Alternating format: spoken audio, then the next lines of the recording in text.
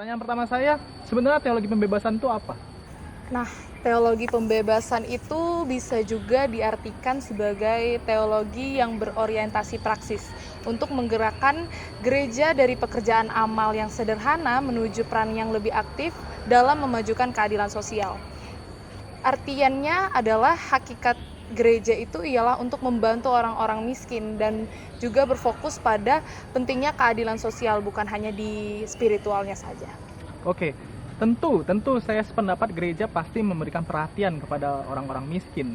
Lantas apa yang berbeda? Kenapa ini menjadi sesuatu gebrakan yang baru? Nah, kita harus mengetahui dulu nih, teologi pembebasan dan teologi klasik itu adalah hal yang berbeda. Teologi pembebasan itu bukan semata-mata untuk menentukan kebijaksanaan, melainkan untuk membebaskan orang miskin itu sendiri, untuk membuat mereka menjadi seperti manusia yang setara dengan kaum yang lainnya. Kaum yang lainnya di sini adalah kaum-kaum yang kaya. Nah, sedangkan teologi klasik itu tentang penderitaan kaum miskin itu diartikan lebih ke arah refleksi untuk menemukan kebijaksanaan sebagai bentuk pertanggungjawaban iman akan Tuhan secara rasional, sistematis, dan metodis. Lalu, persoalan kemiskinan ini tuh sebenarnya sudah menjadi bagian dari dinamika pada zaman itu. Nah, hasil dari Konsili Vatikan II itu terdapat dokumen yang menyinggung mengenai gereja Lumen Gentium. Nah, gereja Lumen Gentium ini berfokus pada pembahasan tentang hakikat gereja nih harus serupa dengan Kristus, yang artinya gereja itu harus mengikuti seperti Kristus dalam perhatian dan cinta kasihnya terhadap kaum yang miskin, terhadap orang-orang miskin. Nah, setelah konsili tersebut, para uskup gereja Katolik itu memperbaharui diri dan refleksi dalam kehadiran mereka sebagai gereja. Tekad mereka adalah untuk teologi ini membantu gereja dalam melakukan lompatan iman ke tempat yang lebih dalam, yakni bagaimana sih kita memakai sabda Allah dalam konteks konkret manusia di Amerika Latin yang ditandai dengan kemiskinan dan penderitaan akibat dari penindasan struktural dan ketidakadilan sistem dari kapitalisme. Baik, tadi dikatakan bahwa ada isu yang tentang kemiskinan sampai harus dibawa ke Konsili Vatikan II, sehingga memperbincangkan tentang hakikat gereja. Lalu apa yang terjadi dengan hakikat gereja itu pada kondisi saat itu? Lalu begitu juga dengan negara. Kenapa persoalan ini seolah hanya menjadi bagian dari tugas dari gereja? Bagaimana dengan negara? Bukankah itu menjadi tugas utama dari negara juga? Lalu disinggung juga tentang Amerika Latin. Apa yang terjadi? Gereja dan negara di Amerika Latin itu kenapa? Pertama-tama kita melihat dulu sebenarnya kondisi negara pada saat itu tuh seperti apa. Kondisi negara pada saat itu terjadi suatu arus pembangunan yang kapitalis. Nah, di mana pembangunan kapitalis ini membuat ekonomi itu tergantung pada kaum-kaum kapitalis. Ini menyebabkan urbanisasi besar-besaran. Ada juga perbedaan pendapat sipil, kemudian ada juga pemberontakan gerilya. Nah, pemberontakan gerilya ini menyebabkan adanya diktatorat militer. Nah, salah satu contoh diktatorat militer itu bisa kita lihat di El Salvador. Itu adanya penyiksaan, adanya penculikan, bahkan ada pembunuhan. Tadi sudah disinggung tentang Konsili Vatikan II nih. Nah, pada saat setelah adanya Konsili Vatikan II itu, uskup-uskup tergerak untuk melakukan dua hal. Yang pertama itu mengutuk keberpihakan gereja kepada kaum-kaum kapitalis atau penguasa. Dan kedua, mereka menekankan bahwa mereka itu fokus pada kaum-kaum miskin. Nah, gereja pada saat itu kan berpihak pada penguasa. Nah, mereka itu tergerak untuk melakukan atau memulai babak baru, yakni berpihak pada orang yang miskin. Oke, berarti ternyata pada saat itu kondisinya negara dan gereja sesama-sama membuat kondisi kemiskinan itu semakin memburuk di Amerika Latin. Lalu di video saya ada menyimak juga dan tertarik dengan seorang tokoh bernama Gustavo Guterres. Gustavo Guterres ini berperan bagaimana di dalam teologi pembebasan? Guterres ini dianggap sebagai salah satu arsitek utama teologi pembebasan karena ia menyelaraskan peranan gereja dalam kebutuhan umat dengan berfokus pada pentingnya kondisi sosial dalam Alkitab. Menyikapi kondisi itu, seorang teologi imam di Peru bernama Gustavo Guterres Ia menuntut adanya pembebasan karena ia merasa perlu adanya perubahan radikal dalam memerangi kemiskinan, dan ia juga meminta perubahan total dari seluruh kehidupan manusia, yakni perubahan sosial ekonomi, personal, dan teologis. Oke, tadi dikatakan soal perubahan radikal. Apa yang dimaksud dengan perubahan radikal ini? Gerakan yang tidak hanya mempelajari tentang Alkitab, tetapi juga berusaha memenuhi kebutuhan mendesak komunitas mereka akan makanan, air, pembuangan limbah, dan listrik. Gerakan imam yang radikal yang sampai ke akar-akarnya yang dihidupi oleh kelompok-kelompok gerejawi sebagai reaksi atas situasi, dan ia menempatkan orang miskin sebagai subjek sekaligus mereka yang melakukan refleksi atas praktis pembebasan haruslah menjalani hidup yang dialami oleh orang miskin dan menjadi kaum miskin. Baik, jadi teologi pembebasan ini sangat erat kaitannya dengan realitas kemiskinan ya. Lantas teologi pembebasan ini memandang realitas kemiskinan itu sendiri bagaimana? Ya baik, jadi realitas kemiskinan tidak sekedar diterima sebagai sebuah fenomena sosial dan kultural, melainkan juga dipahami sebagai perspektif teologi, yakni kehadiran Allah dalam realitas itu dan perjuangan kaum miskin akan kebebasan dilihat dalam perspektif realitas Allah. Allah sebagaimana dipahami oleh para teolog pembebasan ada dalam pengalaman kaum miskin dan menunjukkan keberpihakan kepada mereka. Allah dalam teologi pembebasan dilihat dalam pengalaman yang dialami oleh para kaum miskin. Dalam teologi pembebasan, orang tidak mungkin datang kepada Allah dan bertemu dengan Allah jika mereka menolak untuk datang kepada orang miskin, mencintai mereka dan berjuang bersama mereka dalam mencari keadilan dan kebebasan. Teologi memang berbicara mengenai sejarah, keselamatan dan Tuhan. Namun teologi pembebasan berpendapat bahwa sejarah keselamatan tidak cukup untuk membebaskan kaum miskin. Teologi harus berbicara mengenai sejarah keselamatan ini karena keselamatan harus dialami secara historis, yakni pembebasan kaum miskin dari penindasan dan ketidakadilan yang ada, sehingga teologi tidak dapat dipisahkan dari keterlibatan sosial dan aksi-aksi politik. Namun aksi politik yang dimaksud sini bukanlah merebut kekuasaan, melainkan memperbaharui masyarakat. Oke, lantas berdasarkan teologi pembebasan itu bagaimana gereja seharusnya bertindak dengan situasi yang seperti ini? Gereja harus membantu orang miskin mengatasi kemiskinan karena mengatasi prinsip kemiskinan menjadi dasar bagi teologi pembebasan. Orang Kristen harus mendukung orang miskin dan membongkar sistem politik dan ekonomi yang menindas, yang mengeksploitasi tenaga kerja dan sumber daya.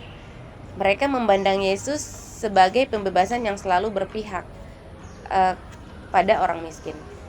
Teologi pembebasan ini sangat erat saya lihat dengan teorinya Karl Marx atau Marxisme. Apakah keduanya sama? Tidak. Karena para teolog pembebasan menggunakan kritik Marxis terhadap ideologi kelas dan kapitalisme untuk menegaskan bahwa Alkitab mengutuk pengayaan orang kaya dan mengorbankan orang miskin. Teolog pembebasan lebih menekankan pada pembebasan daripada pembangunan. Teologi pembebasan menggunakan istilah Marx, yaitu praksis. Artinya teologi pembebasan bukanlah seorang yang berteori belaka, ia adalah seorang praktisi yang berjuang membawa transformasi sosial. Meskipun pemikiran Karl Marx ada ikut adil dalam teologi pembebasan, Marx bukanlah arsitek dari teologi pembebasan, melainkan Allah lah yang menjadi arsitek dari teologi pembebasan, sehingga teologi pembebasan akan terus ada menjadi suatu refleksi yang berangkat dari Injil. Baik, berarti teologi pembebasan ini melakukan perlawanan terhadap negara. Lantas, apakah negara melakukan perlawanan balik terhadap teologi pembebasan itu? Oke, sebenarnya Vatikan dan Amerika Serikat itu mengecam keras teologi pembebasan ini karena mereka menganggap bahwa teologi pembebasan itu sebagai senjata melawan kepemilikan pribadi dan kapitalisme. Sehingga beberapa uskup dan biarawati yang bersimpati pada teologi pembebasan itu mendapatkan perilaku yang tidak baik seperti diusir, dipenjarakan, bahkan ditemukan tidak bernyawa atau dibunuh. Nah, seperti yang kita tahu bahwa teologi pembebasan itu memiliki mengkritik. Nah, para pengkritik ini melemparkan beberapa tuduhan kepada teologi pembebasan. Yang pertama, teologi pembebasan adalah Marxis. Pada kenyataannya, materialisme Marxis itu digunakan hanya untuk meneliti lebih tajam dan lebih tepat penyebab dari adanya kesenjangan dan ketidakadilan sehingga munculnya kaum kaya dan kaum miskin di Amerika Latin. Lalu yang kedua, teologi pembebasan itu menimbulkan perpecahan. Kenyataannya, perhatian dari teologi pembebasan pada kaum miskin ini bukan berarti teologi pembebasan itu menyingkirkan kaum yang kaya. Justru dari keadaan seperti ini, teologi pembebasan itu menjadi sebuah prinsip untuk menyatukan kaum miskin dan kaum yang kaya dalam refleksi akan kehadiran Allah dalam realitas yang ada di muka bumi ini. Lalu yang ketiga, tuduhan ketiga adalah teologi pembebasan itu dipelopori oleh Marxisme. Pada kenyataannya, Marxisme itu bukanlah penggerak dari teologi pembebasan itu. Nah, yang menjadi penggerak dari teologi pembebasan itu adalah iman kepada Allah yang menjadi bagian dalam sejarah kehidupan manusia. Di mana iman kepada Allah ini bekerja untuk membentuk masyarakat baru yang bebas dari penindasan yang ada serta ketidakadilan yang ada di muka bumi ini. Lalu tuduhan yang keempat, teologi pembebasan itu dianggap hanya bertumpu kepada kaum miskin yang dilihat dari keadaan ekonomi dan status sosial yang sangat memprihatinkan. Nah, para pengkritik itu mau menekankan bahwa keadilan dan pembebasan bukan hanya membahas keprihatinan bagi kaum miskin, juga bukan tentang kesetaraan politik dan kebutuhan dasar manusia. Nah, kenyataannya dalam konteks Amerika Latin pada saat itu, kaum miskin itu harus dilihat dari sudut pandang yang berbeda. Karena kemiskinan itu bukan hanya tentang ekonomi, sosial, derajat, namun kemiskinan itu juga termasuk diskriminasi, penindasan, rasisme, kaum minoritas yang tertindas, dan juga bahkan marginalisasi juga termasuk dalam kemiskinan itu sendiri. Tuduhan yang kelima itu adalah teologi pembebasan itu hermeneutik pada kitab suci. Para teolog pembebasan membaca Alkitab itu dari perspektif pembebasan secara khusus pada kisah Israel yang keluar dari tanah Mesir. Nah, sedangkan para pengkritik itu melihat bahwa dengan membaca Alkitab menggunakan cara ini, itu akan mempersempit pesan dari Alkitab itu sendiri, karena Alkitab dibaca untuk memahami Injil, bukan untuk mendapatkan pemahaman mengenai pembebasan yang pada saat itu sedang diperjuangkan di Amerika Selatan.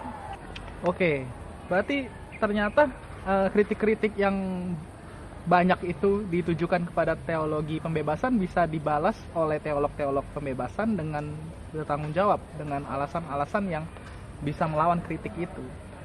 Lantas, teologi pembebasan akhirnya memberikan pengaruh seperti apa? Dalam teologi pembebasan ini memiliki 3 pengaruh yang positif atas iman kepercayaan kita. Nah, yang pertama, teologi pembebasan ini membawa kita pada perenungan akan sosok Allah sebagai pribadi yang peduli akan manusia dan terus berkarya dalam sejarah manusia. Yang kedua, teologi pembebasan ini menyadarkan gereja bahwa kaum miskin bukan sebuah konsep yang bersifat rohani teoretik dan abstrak, melainkan sebagai realitas sosial. Sehingga dalam kehidupan bergereja, kaum percaya tidak hanya sekadar menjalani kehidupan gereja secara abstrak dan seremonial, namun kehidupan iman dalam gereja harus menjalankan sebagai pilihan yang etis dan konkret. Dalam hal ini, sehingga gereja itu disebut sebagai penampungan pengungsian, wadah penampungan pengungsian. Nah, yang ketiga, teologi pembebasan juga membawa kita kepada revolusi Kopernikus dalam metodologi, dan teologi pembebasan ini tidak dimulai dari bahasa melainkan dari apa yang kita kerjakan. Setelah adanya teologi pembebasan, kemiskinan di Amerika Latin yang merupakan kemiskinan yang struktural pada saat itu di mana masyarakat bekerja untuk kesejahteraan kaum berkuasa. orang miskin tidak lagi bekerja untuk kesejahteraannya, melainkan untuk orang yang berkuasa. Nah, di sini teologi pembebasan hadir untuk menyatakan kasih kepada semua orang tanpa melihat latar belakang, sehingga para ahli itu mulai menuntut adanya perjuangan manusia yang memanusiakan. Baik, dari kritik yang ada dan juga kelebihan-kelebihan dari teologi pembebasan, apakah kalian setuju dengan teologi pembebasan ini? Bagaimana menurut pendapat kalian? Oke, kalau mau dibilang setuju tidak setuju, sebenarnya kami semua setuju dengan adanya teologi pembebasan ini. Karena yang pertama, teologi pembebasan ini membuat masyarakat-masyarakat miskin atau tertindas itu mendapatkan kebebasannya, baik dari segi politik, sosial, bahkan ekonomi. Dan yang kedua itu, dengan adanya teologi pembebasan, gereja itu kembali kepada hakikatnya yang sebenarnya, yaitu harus memperhatikan orang miskin, memperhatikan keadilan sosial, bukan hanya berfokus pada spiritual. Sebenarnya kita bisa melihat salah satu pelayanan dari gereja, yaitu diakonia. Kalau diakonia kita lihat dari Perjanjian Lama, itu adalah karya keselamatan Allah pada saat bangsa Israel ada di Mesir. Terus di Perjanjian Baru itu kita bisa melihat bahwa diakonia itu adalah kabar baik bagi mereka yang lapar bahwa mereka akan kenyang, mereka yang sedih bahwa mereka akan dihibur, dan lain sebagainya. Terus dalam konteks masa kini kita bisa melihat diakonia itu sebagai bahwa ketika kita melihat orang yang membutuhkan, kita terus menolongnya gitu. Oke, terima kasih. Luar biasa sekali jawaban dari para narasumber. Semoga apa yang telah kami diskusikan ini bisa dapat membantu teman-teman juga untuk semakin memahami apa itu teologi pembebasan. Terima kasih juga untuk semua yang menonton. Salam dari kami semua. Dadah.